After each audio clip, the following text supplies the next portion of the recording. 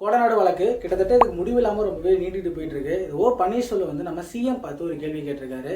அதாவது நீங்கள் கொடுத்த வாக்குறுதியில் எங்கே இந்த கோடநாடு வழக்கில் நாங்கள் ஆட்சிக்கு வந்ததுக்கப்புறம் 3 மாதத்தில் வந்து இதுக்கு விடை தெரிஞ்சிடும் அப்படின்னு சொன்னீங்களே, கிட்டத்தட்ட 3 வருஷம் ஆச்சு, இது ஏன் கண்டுக்கல அப்படின்னு சொல்லிட்டு நம்ம ஓ பன்னீர்செல்வம் சொல்லியிருக்காரு. அதையும் தாண்டி உலகத்திலே வந்து தமிழ்நாட்டில் தான் வந்து ஆளுங்கட்சியும் சரி எதிர்கட்சியும் சரி ஒன்றா இருக்காங்க அப்படின்ற மாரி ஓ பன்னீர்செல்வம் சொல்லியிருக்காரு. இப்போ நடக்கிற ஏடிஎம்கே பிரச்சனை காரணம் எல்லாமே வந்து எடப்பாடி தான் அப்படின்ற மாரி எல்லாத்தையும் ஃபுல் கார்னர் பண்ணி எடப்பாடி சொல்லிட்டு இருக்காரு ஓ பன்னீர்செல்வம். டீட்டெயிலாக இதை பற்றின வீடியோவில் ஃபுல்லாக பார்க்கலாம். ஸோ வீடியோவை ஸ்கிப் பண்ணால் பாருங்கள். அதுக்கு முன்னாடி நம்ம சேனலை சப்ஸ்கிரைப் பண்ணி வச்சுருங்க. அப்போ தான் நான் போட இது மாரி இன்ட்ரெஸ்டிங்கான பாலிடிக்ஸ் நியூஸ் நீங்கள் ஈஸியாக தெரிஞ்சுக்க முடியும். ஸோ வீடியோ ஸ்கிப் பண்ணால் பாருங்கள். அதுக்கு முன்னாடி நம்ம சேனலை சப்ஸ்கிரைப் பண்ணிடுங்க.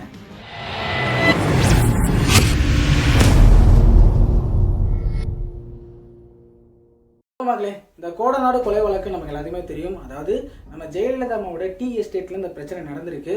இது கிட்டத்தட்ட பல வருஷமாக வந்து பார்த்தீங்கன்னா இந்த ப்ராப்ளம்ஸ் வந்து போயிட்டு தான் இருக்குது. இதுக்கு வந்து நம்ம ஓ பன்னீர்செல்வம் வந்து ரொம்ப இன்ட்ரெஸ்ட் காமிச்சு அந்த விஷயத்தை வந்து பல தடவை வந்து பேசிகிட்டு இருக்காரு. நம்ம எல்லாத்தையுமே தெரியும். கிட்டத்தட்ட அவருக்கு கிடைச்ச ஒரு துருப்பு சீட்டாக அதை வந்து பயன்படுத்திட்டு இருக்காரு. ஸோ இது ஃபுல் அண்ட் ஃபுல் வந்து எடப்பாடியை கார்னர் பண்ணியே வந்து பார்த்தீங்கன்னா பேசிகிட்டு இருக்காரு. சரிங்களா?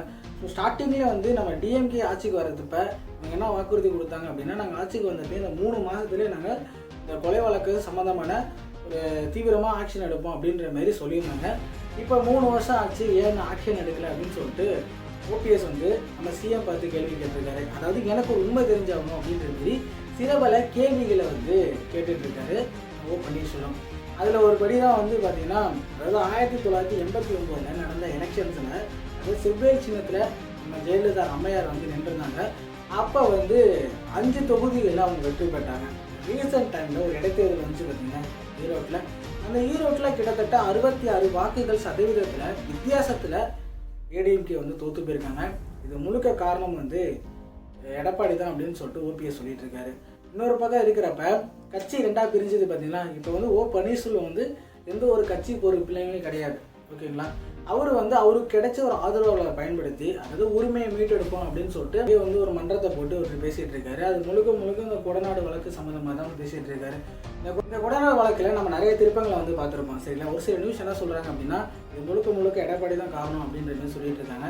அதே மாதிரி இப்போ ரீசெண்ட் டைமில் ஒரு நியூஸ் வந்துச்சு. என்னன்னு வந்து பார்த்தீங்கன்னா, இந்த கொடநாடு வழக்கு சம்மந்தப்பட்டவங்களை இதை ஆஃப் பண்ணுறதுக்கு நம்ம எடப்பாடி பழனிசாமி வந்து 2000 கோடிக்கு சம்மந்தப்பட்ட ஒரு வியாபாரம் பேசினதாக வந்து நியூஸ் வந்து போயிட்டு இருந்துச்சு.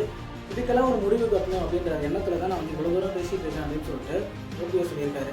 அதே மாதிரி ஸ்டாலினுக்கு என்ன கோரிக்கை வச்சிருக்காரு அப்படின்னா, நீங்கள் கூடிய விரைவில் வந்து இதுக்கான ஒரு தீர்வை நீங்கள் காமிக்கல அப்படின்னா, அதாவது உங்களோட எதிர்கட்சியான நாங்கள் மிகப்பெரிய ஒரு போராட்டத்தை நடத்தணும் அப்படின்னு சொல்லிட்டு எடப்பாடி ஒரு டிமாண்ட் வச்சிருக்காரு நம்ம ஸ்டாலின் கிட்ட. இதை பற்றி நீங்கள் என்ன நினைக்கிறீங்க அப்படின்னு சொல்லிட்டு மறக்காமல் கமெண்ட் பாக்ஸில் கமெண்ட் பண்ணுங்கள். அதுக்கு முன்னாடி நம்ம சேனலை சப்ஸ்கிரைப் பண்ணி வச்சுருங்க.